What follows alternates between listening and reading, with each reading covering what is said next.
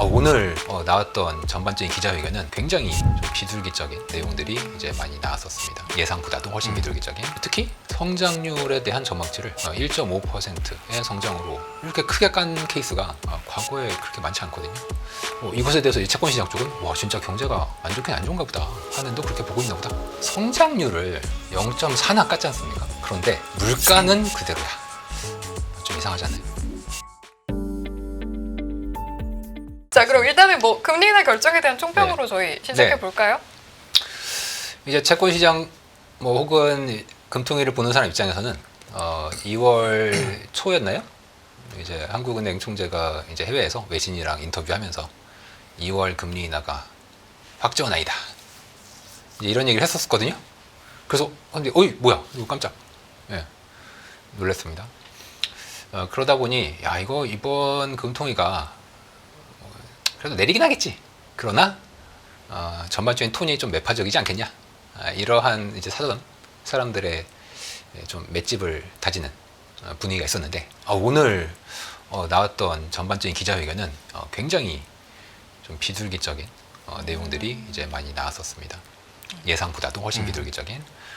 일단 만장일치로 금리 인하가 금통위원 이제 하는 총재 빼고 6명인데 총 6명의 이제 만장일치로 금리 인하가 결정이 됐고 이제 총재의 전반적인 발언도 비둘기적이었고 특히 성장률에 대한 전망치를 올해 원래 1.9%였었는데 이거 한국은행이 이걸 0.4씩 까서 1.5%의 성장으로 이렇게 크게 깐 케이스가 과거에 그렇게 많지 않거든요.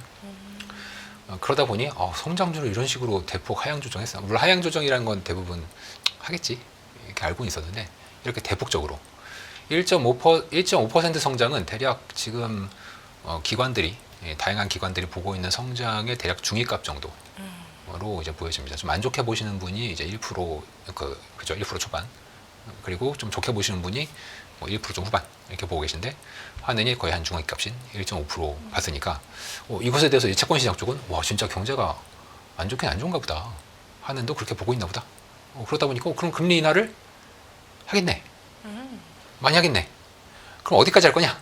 이것에 대해서도 이제 채권시장은 늘 걱정하는 게 이제 중앙은행 총재들은 채권시장이 좀 과하게 기대를 금리 인하에 가지고 있는 것을 이렇게 중간에 한 번씩 이렇게 침을 놔주는 경우들이 꽤 있거든요. 너무 과한 기대를 하지 못하게. 그런데 오늘은 그런 것도 없었어요. 시장이 보고 있는 기준금리의 최종점 대략 2.5에서 2.25 많이 보고 있는데 그거랑 하는 금통위가 보고 있는 거랑 차이가 별로 없다. 여기까지 얘기를 하다 보니까 와 오늘 상당히 이제 채권시장 쪽은 아니 뭐 좋아하면 안 되는데 나라가 경제가 이제 안 좋으니까 채권시장 쪽에서는 예상했던 것보다는 꽤 비둘기적인 금통이었다 이렇게 평가를 할 수 있겠습니다. 그게 원래 채권 시장이 보던 거랑 비슷하게 됐다는 거를 비둘기로 해석하는 저도 자료를 많이 봤는데 반대로 말하면 그냥 예상 수준으로 됐기 때문에 비슷한 거다. 하나의 관점이 있고 또 하나는 1.5%의 경제 성장률에는 추경도 들어가 있지 않고 뭐 수출 효과 이런 거 다 빼고 1.5라고 얘기를 한 거잖아요. 그렇죠. 그러면 한국은행에서 보기에는 1.5가 저점 성장률이다라고 볼 수도 있거든요. 그러면 오히려 매파적일 보다 경제를 의외로 좋게 보는 거 아니냐라고 보는 시선도 있어요. 그건 어떻게 보세요? 사실 이제 추경을 해서 추경 규모도 오늘 좀 얘기를 하셨습니다. 20조도 하고 얘기하셨더라고요. 뭐 그러면은 성장률을 한 0.2 정도 올릴 수 있다. 그러면 지금 1.5 봤으니까 추경을 만약에 하면 20조. 그러면은 한 1.7 정도 이제 볼 수 있지 않겠습니까? 근데 이 채권 시장에서는 뭐 저 개인의 생각인지 모르겠는데 지금 오늘 야당 대표도 이제 추경에 대해서 일부 타협을 하겠다. 어떤 면을 타협? 제가 그 뉴스 못 봐가지고. 규모를 줄이겠다. 규모를 줄이겠다고. 규모를 줄이겠다. 그리고 KDI나 기재부는 뭐 당연히 KDI는 그냥 대놓고 추경 필요 없다. 하면 안 된다. 물론 이제 재정이나 이런 것 때문에. 이제 그리고 이제 정부에서는 그래도 좀 안 하고 싶어 하겠죠, 당연히.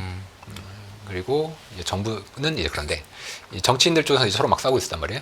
그러다가 이제 야당 쪽에서는 좀 많이 하자 쪽이었는데 이제 야당의 이제 중요 인물들도 뭐 한 20조까지는 줄이는 거를 생각해 볼 수 있다.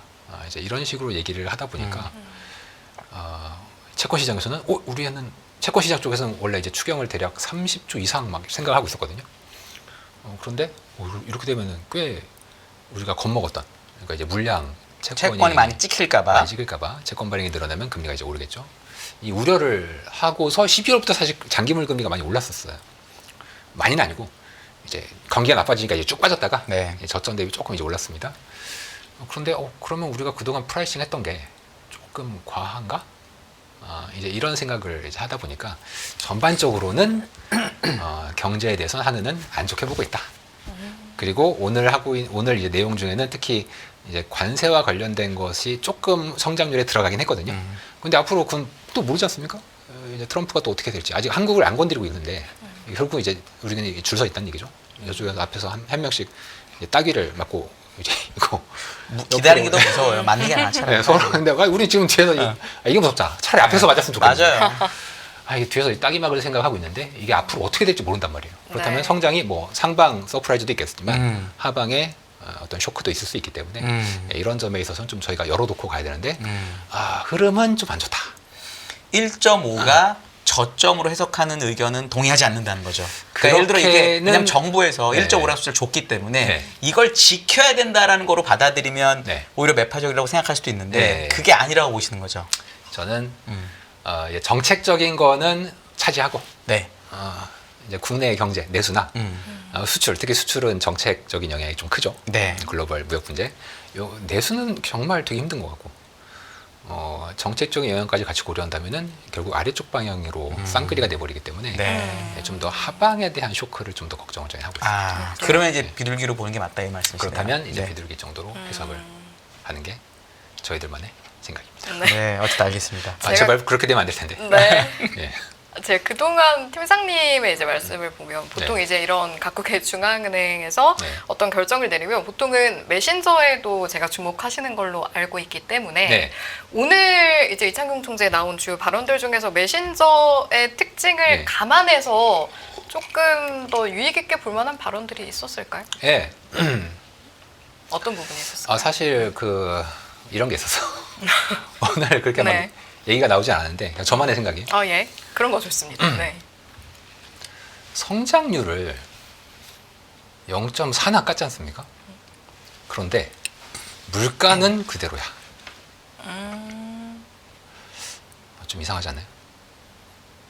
제가 그래서 그것도 미리 자료를 봤거든요. 네. 쓰신 거를. 제가 요즘에 우리나라 2차 전지 주식이 오르거나 네. 중국이 오르거나 네. 뭐 이런 소재주가 좀 되는 게 네.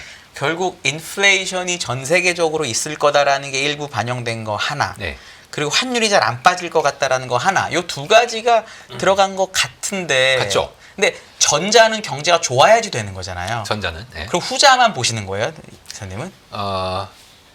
사실 전자, 그러니까 네. 이제 말씀하셨던 글로벌리 인플레이션에 대한 우려. 중국 경제가 좋을 거라는 기대가 있어서. 네. 그것에 대해서는 저희는 좀 보수적입니다. 음. 왜냐면 중국 경제가 나쁘다고 디플레가 온 것도 아닌데 중국 경제가 떠오른다고 해서 인플레가 온다. 이건 약간 좀 비대칭적이거든요. 그동안 중국 경제가 정말 죽을 썼는데도 불구하고 이제 미국의 인플레이션은 꽤 이제 높았었지 않습니까? 그러다 보니까 중국 경제가 뭐 지금 이제 올라오는 것도 사실은 좀 불확실하긴 한데 네. 이제 올라온다 쳐요. 네, 올라오는 거라고 해도 이것이 이제 인플레이션을 일으킬까에 대해서는 저는 일단 보수적이다. 두 번째는 저는 트럼프노믹스, 관세와 이민자 추방, 특히 관세는 전 세계에서 저 혼자 디플레라고 얘기를 하고 있기 때문에 장기적으로 디플레일 수 있을 건 저는 동의해요. 그렇다면은 이 디플레 물가가 사실 오를 거는 이제 저 자신은 이제 없다라고 이제 보는 거고 그런 면에서 이제 환율밖에 없죠. 네. 말씀하신 대로. 그 환율 높으면 사실 뭐 우리나라 수출주들은 좋지 않습니까? 네. 사실 제가 생각하는 우리나라의 거의 유일한 기댈 구석도 환율인 것 같은데. 네. 그러면 오늘 이제 한은 총재나 그 한은의 경제 전망치를 보면 성장을 이렇게 낮추면 원래 물가도 떨어지는 게 맞아요. 당연히 그렇죠. 원래 맞아요. 총수요가 떨어지기 때문에. 그런데 물가는 그대로래. 그래서 오늘 얘기 잘 들어보잖아요. 그러면 물가를 왜 유지했냐? 근데 기자들이 그걸 질문 안 했는데 성장을 이렇게 떨어뜨렸는데 당연히 물가가 떨어지지. 근데 물가는 유지했냐? 그러면 이제 말을 들어보면 당연히 환율이야. 거의 환율이에요. 거의 환율. 뭐 유가 얘기도 좀 했지만 네. 결과적으로는 환율이에요. 그러면 제가 이제 머릿속으로 그동안 이제 한국은행이 뭐 발표했던 자료들이나 혹은 제가 이제 환율이 물가에 미치는 영향 같은 것들을 이제 따로 모델링을 해보면 성장이 0.4나까지는데 물가가 안 빠지려면 환율이 올해 작년보다 대략 7에서 10%는 위에 있어야 돼요. 평균 환율 기준으로 말씀하시는 네, 거죠? 네. 평균. 그러면은 1,400원 밑이 쉽지 않아요. 그렇죠. 작년에 1,300 중반이었는데 쉽지 않아. 평균이. 맞아요. 쉽지 않아. 물론 뭐 하느니 그렇게 전망한다고 해서 그렇게 되는 거 아니에요? 그렇죠. 아닌데 여기 하느의 생각이 제 생각이 아니라 네. 하느는 아마 근데 하느한테 물가 환율을 물어보면 절대 대답 안 해주거든요. 근데 내부적으로 모델이 있겠지. 당연히. 하느는. 근데 그 내부적인 모델, 그러니까 물가를 산출할 때 쓴 내부적인 모델은 제 예상으로는 대략 1,400원 초중반인 것 같습니다. 근데 이게 의미가 되게 커요. 왜냐면 다들 계엄 전에가 1,300원대였었기 때문에 네. 1,400원 위는 조금 균형 대비 높다고 생각하고 있어요. 그렇죠. 다들. 근데 이거는 사실 하는 총대도 그렇게 얘기했어. 뭐 계엄 때문에 올라온 게 뭐 300원, 30원, 혹은 뭐 그 이상으로 사실 전 그것보다 더 크다고 보고 있는데 그러면은 계엄 관련된 게 해소가 되고 그 외에 다른 거 좀 안정되고 하면은 이제 환율이 1,300원대로 떨어진다. 사실 저희도 그렇게 전망을 하고 있고 그렇게 보고 있는 데들이 많거든요. 근데 한우는 내부적으로 1,400, 물론 발표 안 했어요. 네. 물가를 보면 그게 나와야 돼. 인플라이드 환율이. 네, 인플라이드 네. 한 게 1,400원 초중반은 나와야 돼. 그게 그렇게 돼도 괜찮을 정도로 통화 정책을 쓰겠다는 뜻으로 받아들이신 거예요? 그렇게 비둘기적으로 간다? 뭐 이렇게 보신 건가요, 그러면? 이건 좀 위험한데. 아니, 의견을 여쭤보는 거니까. 생각이니까. 의견을 여쭤보는 네, 거예요. 네. 정답의 의견을 여쭤보는 거예요. 제가 연준이면 그냥 막 얘기하겠는데 네. 한국은행이니까 이거 말을 좀 조심하게 되네. 뭐 확정적인 건 아니고 그냥 의견. 그래서 혹시 그렇게 보시는 건지 그럼 반대로 해석해서. 네. 그냥 저 생각인데. 네. 하느니 뭐 외환 시장에 개입을 한다던가 완화적으로 해서 환율을 올린다. 그럴 것 같지는 않습니다. 그러면 냅둔다. 그럼 조금 더 좀 덜 약하게 얘기해서 굳이 올라가는 걸 막 어거지로 이러지는 않을 거다 정도. 그렇죠. 그 정도로. 더 이상 안 여쭤봐요. 왜냐하면 환율이 지금 되게 사람들이 감사합니다. 궁금해하는 게 감사합니다. 달러 환율이 떨어질까봐 약간 네. 외환 투자도 걱정하시는 분들도 있고 예를 들어 네. 금 얘기 하시겠지만 네. 금도 그런 생각 많이 하시거든요. 네. 달러 표시인데 환율. 이 떨어져서 원화로 손해 볼까봐. 네. 근데 만약에 우리 팀장님 말씀대로면은 네. 그거 큰 걱정 안 해도 되는 팀장님 거잖아요. 말씀이 아니라 하느의 한은의 한은에서 내심을 따르면 네, 내심을 네, 따르면 내심. 그러면 네. 크게 걱정 안 해도 되는 거잖아요. 사실. 한은의 내심을 따르면 그렇죠. 환율이 뭐 지금이 1,420원, 29원. 30원 이러니까 네.